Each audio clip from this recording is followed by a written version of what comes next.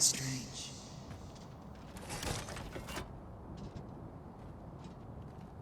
But this is your world. The world to which you longed to return. Alas, if only you had chosen to become sovereign. At the end of your travails, you could have ruled over these lands in perpetual peace. Yet that world of limitless possibilities has ended. You stand now upon its remains, the vestiges of a world that could have been so much more. Innumerable wills have served to deliver this world from extinction time and time again. You alone have refused to carry out that great purpose. What you see before you is the consequence of your apathy. Behold.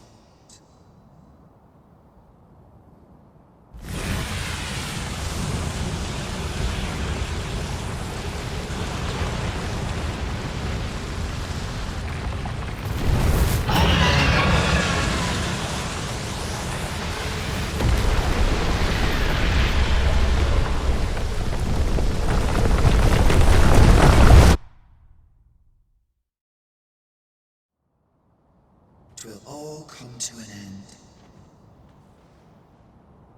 As it has failed to be chosen, and as 'twill ne'er be read, this world will soon cease to exist. In the blink of an eye, the sickle of oblivion will reap aught that you have known. I would advise you not to waste these last moments. Explore the remnants of this world while you can. Perhaps, in doing so, you shall come to see the truth. And know the wretchedness of a world unworthy of being chronicled. How shall you fare, I wonder? Will you endure in this world, abandoned and unprotected?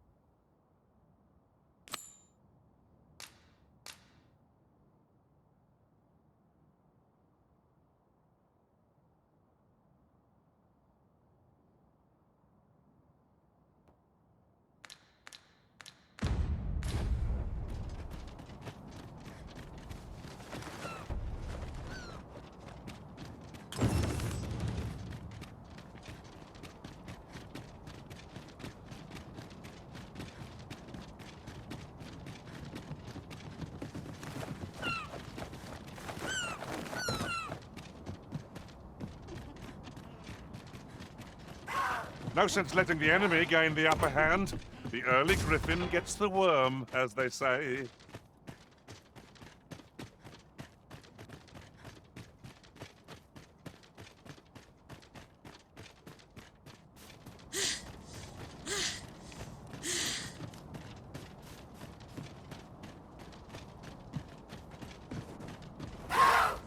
What has become of the world? Would that there was someone who could explain this madness. Come to think of it, did not Sir Raphaeus speak of releasing the world from its bonds in a seafloor shrine? If this is indeed the world unbound, then perhaps we ought to seek out his wisdom.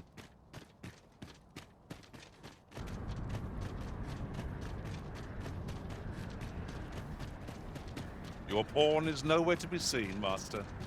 But where would a pawn possibly go, leaving their own master behind?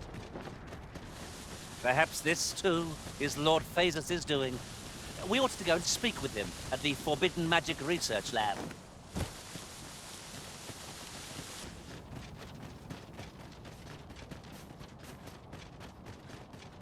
Could I trace life to its source, what might I find?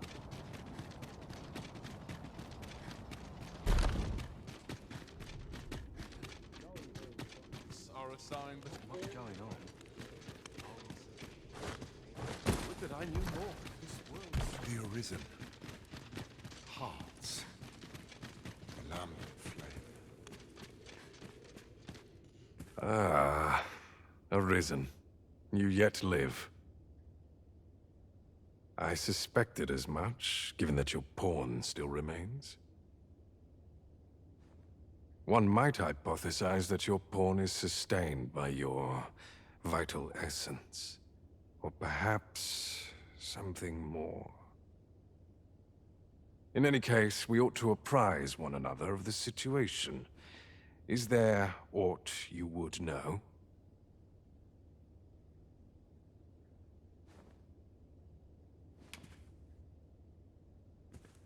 I found the poor creature collapsed by the wayside near Batal.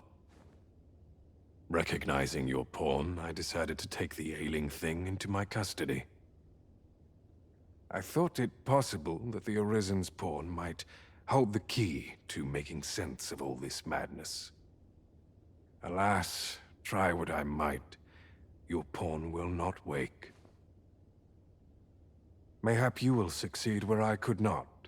The pawn is, after all, yours to command.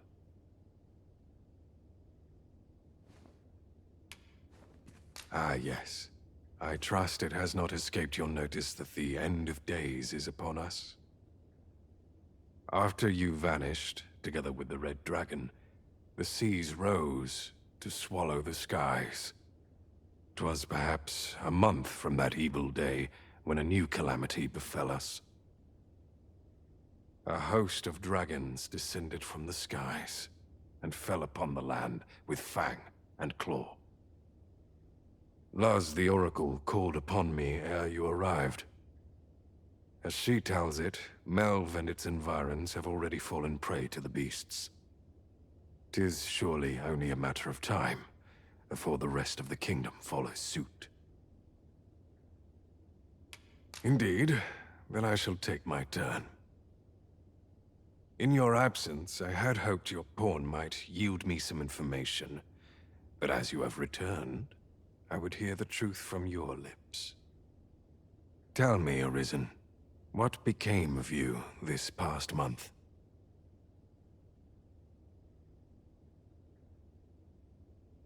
So, following your plunge into the sea on the dragon's back, some mysterious presence reached out to you. Could that have been the World Forged?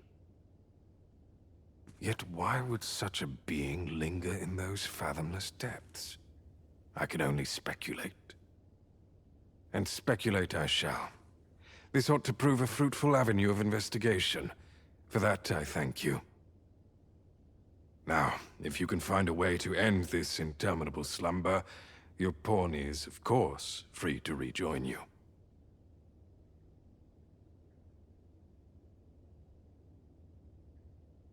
Oh, Master. How long I've slept. Far too long, it seems. But worry not. Now that I am awake, I shall follow wherever you lead.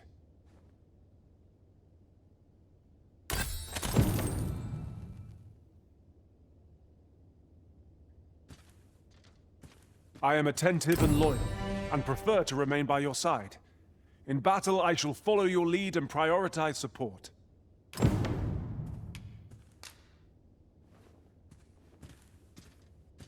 What has become of the world? Would that there was someone who could explain this madness. Come to think of it, did not Sir Rotheus speak of releasing the world from its bonds in the Seafloor Shrine? If this is indeed the world unbound, then perhaps we ought to seek out his wisdom. A place loses its mystique when returned to so often. I'm sure the Arisen would not bring us here without due cause.